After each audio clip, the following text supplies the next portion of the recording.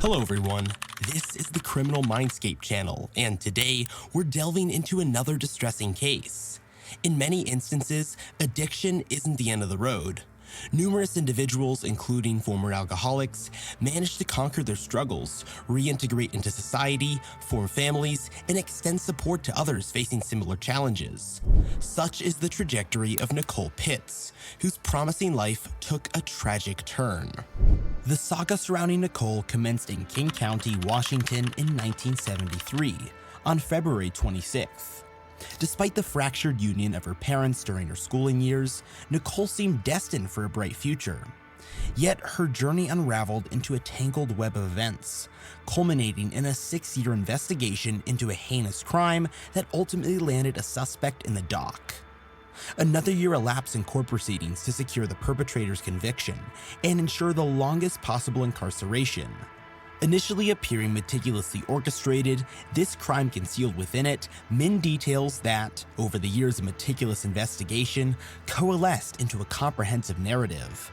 The culprit, buoyed by a false sense of impunity, lived a life untouched by justice until the accumulated evidence shattered his facade. Let's dissect this intricate tale, beginning with the enigmatic figure of Nicole Pietz. Nicole blossomed into an active and sociable child, thriving in sports and earning a reputation as a genuine charmer with an abundance of friends. She relished trips to the countryside, with Lake Sammamish near Seattle emerging as her cherished summer retreat. Following her high school graduation, Nicole embarked on a journey to Western Washington College, immersing herself in public relations studies while maintaining her passion for athletics. Simultaneously, she leveraged her fitness prowess by securing a position as a trainer at a local sports club, rapidly earning respect among peers and amassing a loyal clientele for her group classes. Nicole's ambition soared. Concurrently, she pursued further education and management, eventually landing a job at a prominent mobile communications company. Outwardly affable and always ready to lend a hand, Nicole concealed a profound struggle behind her facade of well-being. The trauma of her parents' divorce during her formative years inflicted deep wounds on her psyche.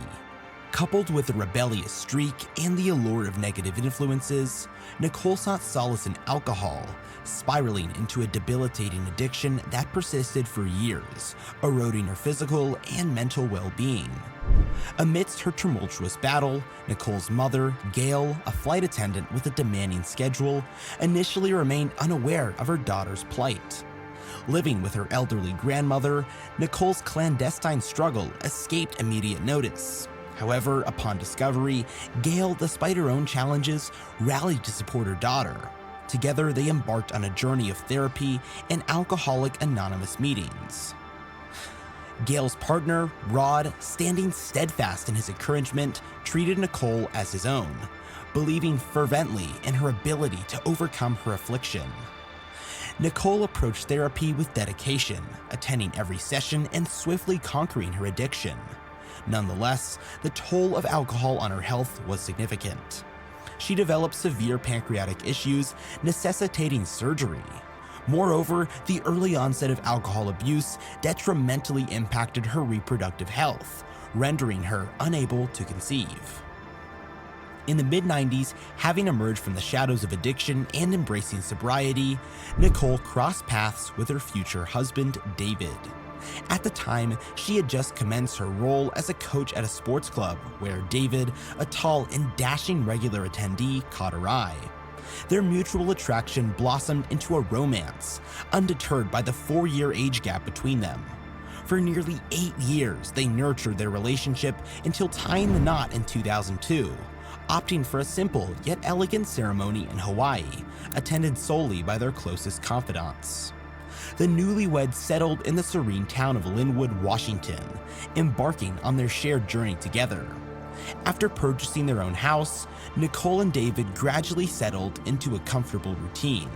Nicole, known for her sociable and amicable nature, quickly forged friendships and fostered warm relationships with their neighbors. Her fondness for animals led to the adoption of several dogs, channeling her maternal instincts towards caring for beloved pets. Given her inability to have children, according to neighbors, David and Nicole epitomize the ideal married couple, often seen together walking their dogs and exuding happiness. Nicole's culinary prowess added to their domestic bliss, delighting David with her delectable home-cooked meals and impressing guests with her culinary creations. However, in 2006, just days before her 33rd birthday, Nicole mysteriously vanished. Her absence raised immediate concern when she failed to attend the AA Society meeting where she served as a leader and inspiration. Likewise, her absence from work alarmed colleagues. As the day wore on without any contact, Gail, Nicole's mother, grew increasingly worried. Unable to reach her daughter, David, although aware of a disagreement with Nicole the day before, initially attributed her absence to lingering resentment. Consequently, he delayed reaching out until evening to reconcile. As the evening progressed with no sign of Nicole's return and her phone remaining unanswered, the family's anxiety intensified. Despite their pleas, the police initially dismissed their concerns, citing Nicole's status as an adult and the brief duration since her disappearance. However, when Nicole failed to reappear and remained unreachable the following day, authorities finally initiated a search, commencing from the couple's residence where Nicole was last seen. Despite thorough investigation, no clues or anomalies were discovered at Nicole's residence, suggesting neither foul play nor signs of abduction. Coupled with the absence of her personal vehicle, which hinted at a voluntary departure with no intention of returning, two plausible scenarios emerged. The first speculated that Nicole, following a marital dispute, chose to leave or stage her absence to unsettle her husband. The second, posed by Nicole's peers and the alcohol addiction support group, suggested a relapse after years of sobriety, fueled by the misuse of potent painkillers prescribed for a back injury. Evidence supporting this theory included Nicole's recent consumption of excessive pain medication, potentially leading to a transition from prescribed drugs to alcohol. The most distressing conjecture, however, implied Nicole's demise as she failed to communicate any updates about her whereabouts. Despite the grim possibilities, Nicole's family clung to hope, refusing to accept the worst-case scenario and remaining optimistic about her safe return. Nicole's mother and stepfather refused to wait for the police's standard procedures and took immediate action, launching their own search efforts. They utilized social media platforms to mobilize community assistance, urging people to provide any relevant information about their missing daughter's whereabouts.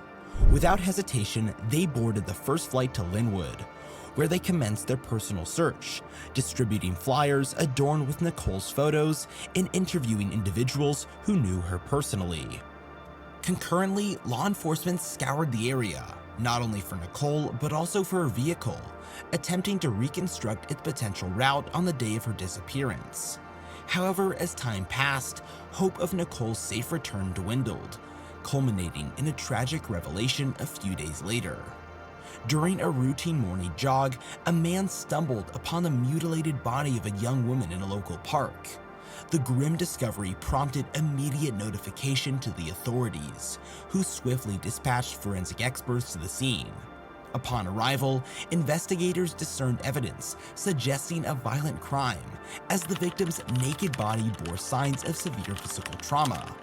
The absence of clothing and the presence of numerous injuries indicated a brutal assault, with asphyxiation identified as the cause of death. With grim certainty, law enforcement confirmed the grim reality.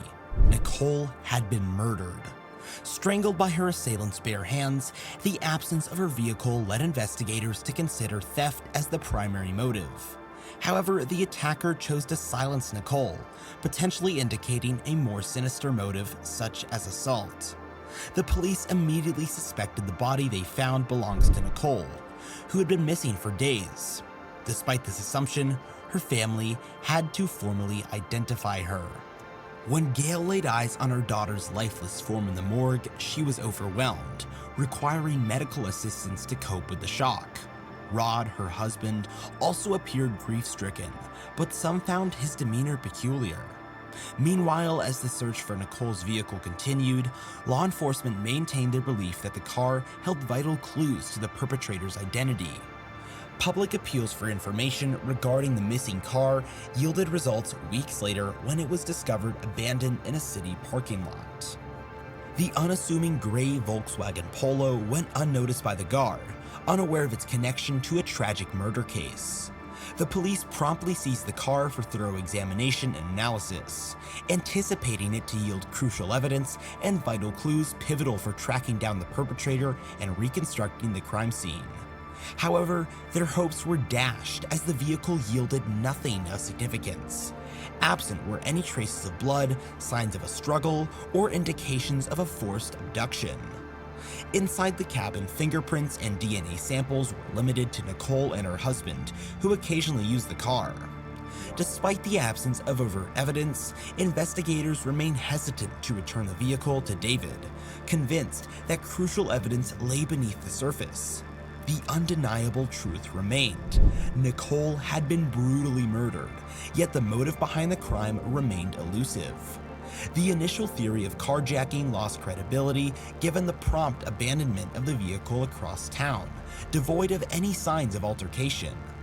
Similarly, the notion of sexual violence was refuted by forensic findings indicating no recent sexual activity.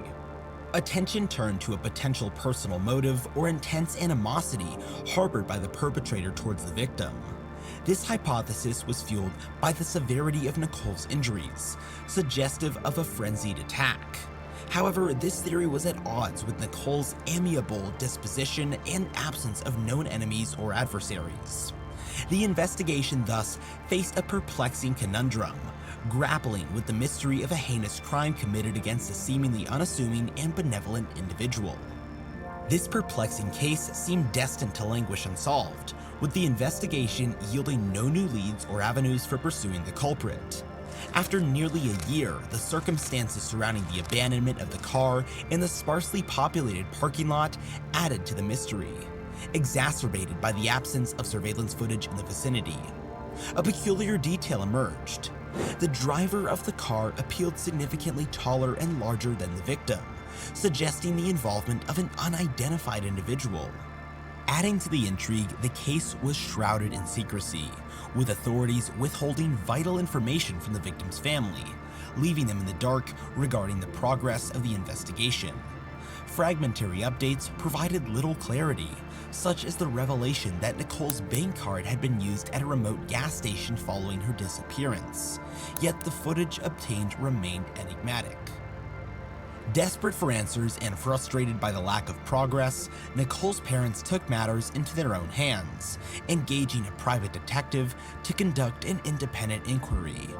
Offering a substantial reward of $10,000 initially, later increased to $35,000, they sought to incentivize anyone with pertinent information to come forward. Despite their efforts, the case remained stagnant, with David's initial interest in the investigation waning after the first 6 months. Subsequently, David gradually distanced himself, ceasing communication with his in-laws and eventually remarrying, even fathering a child. This revelation dealt a heavy blow to Gail, compounded by David's constant reproach regarding her daughter's inability to conceive. Struggling with grief, Gail voiced suspicions towards her son-in-law, yet many dismissed her accusations as rooted in resentment. The police likewise seemed to disregard such conjectures entirely. An unexpected turn in the case emerged 6 years later when David was apprehended as the prime suspect, shocking many who had followed the investigation. However, Nicole's family and friends had harbored suspicion about him from the onset, openly discussing their doubts throughout the lengthy inquiry. While justice finally seemed within reach, David, who had since relocated and severed ties with Nicole's family, was taken aback by his arrest, believing the case long closed and his actions unnoticed. Maintaining his innocence, David agreed to undergo a polygraph test, which he failed miserably.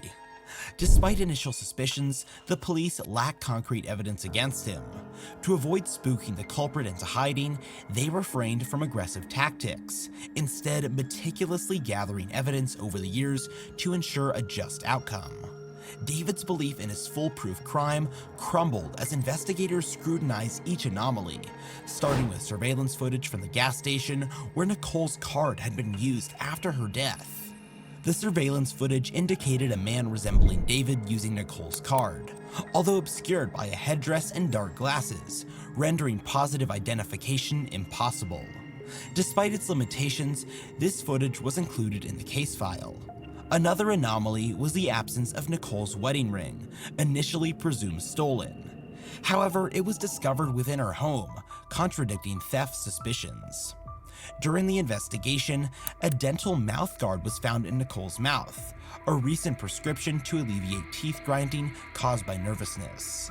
This detail suggested that she was killed while asleep in her bed, explaining the absence of clothing, lack of resistance marks, and the pristine condition of her body. Additionally, Nicole's lack of makeup, which she habitually applied before leaving the house, supported this theory. Regarding the mouthguard, it was possible that David simply forgot about it, given Nicole's recent use of it. Furthermore, analysis of the driver's seat position in the abandoned car revealed anthropometric data consistent with David's. Moreover, only David and Nicole's fingerprints were found inside the vehicle, further implicating him in the investigation. If a third person had been present in the cabin, their traces would have been evident. Even if this individual had attempted to erase any evidence, it would have likely erased traces and prints of the car's owners as well. Additionally, a crucial discovery was facilitated by advancements in technology. Following the crime, the perpetrator utilized the victim's phone multiple times across various locations in the city. Remarkably, signals from David's phone coincided with these instances. Further scrutiny revealed that David harbored motives within the facade of their seemingly perfect family. While Nicole diligently balanced studies, dual employment, and aiding those battling addiction, her husband led a considerably idle lifestyle. David's transient employment history and frequent socializing in bars and clubs, often at the expense of his wife's earnings, exacerbated their financial strain. Despite Nicole's efforts to encourage David to seek help for his addiction by attending AA meetings, his dismissive attitude persisted. Compounding matters, David engaged in systematic infidelity, propositioning Nicole to join him in his liaisons, all of which she vehemently rejected. On one occasion, David even attempted to coerce her by getting her intoxicated.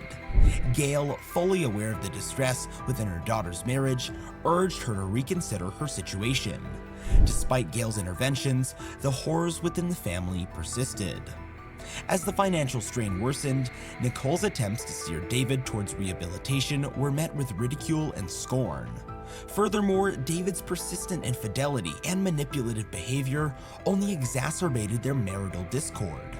However, she resisted taking this step because of her love for him and her hope that David would change. Yet, following Nicole's mysterious death, her husband swiftly pursued a substantial insurance payout and promptly initiated a new relationship. It was later uncovered that several months prior to the tragedy, David had been unfaithful with a woman named Jane, frequenting bars and clubs with her while Nicole was preoccupied with work or studies. Just before Nicole's birthday, David brazenly brought his mistress to their home, where they were unexpectedly discovered by Nicole upon her return. This incident sparked a heated family argument, prompting Nicole to confide in her mother, with whom she shared a close relationship. Suspicions initially fell on her son-in-law, but law enforcement deemed the evidence insufficient to warrant his arrest. Consequently, the case was classified and the family was left in the dark regarding any progress in the investigation. Over time, their hope for justice dwindled. Following David's reception of a significant insurance settlement following Nicole's demise, he lavished expenditures on Jane. Gail posited the theory that David's mistress might have been an accomplice to the crime, but lacking evidence, she was only brought in as a witness. David's trial commenced in September 2013, during which he vehemently denied any involvement in the tragedy. Initially, his defense team argued that the evidence against him was circumstantial and insufficient to establish guilt. However, as incriminating evidence mounted, the defense shifted tactics, endeavoring to portray David as a victim. They attempted to insinuate that Nicole's consumption of pain medication following her back injury had led her to relapse into alcoholism, making her husband's life intolerable. These claims were refuted by those who knew Nicole, and even if true, they could not justify David's heinous actions. Ultimately, David was convicted of his crimes and sentenced to the maximum term allowable by the law in the state where the trial occurred: 18 years in prison. However, he may be eligible for parole in 2025 after serving 2/3 of his sentence. Thank you for watching, and stay tuned to the Criminal Mindscape channel for more compelling stories.